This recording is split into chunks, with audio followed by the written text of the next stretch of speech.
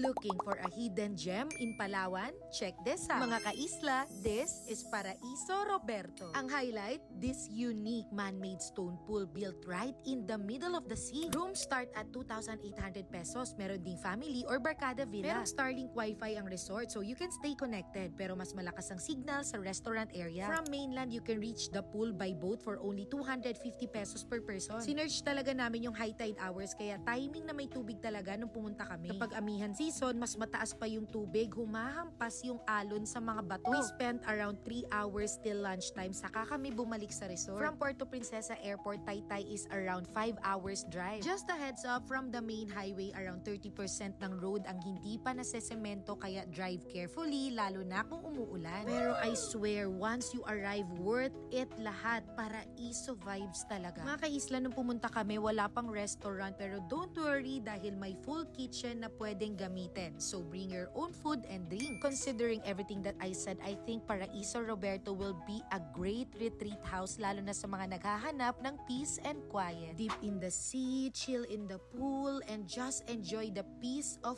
Taytay. I-add nyo na ito sa inyong Palawan bucket list. Do you think you'll book a trip here? Let me know your thoughts.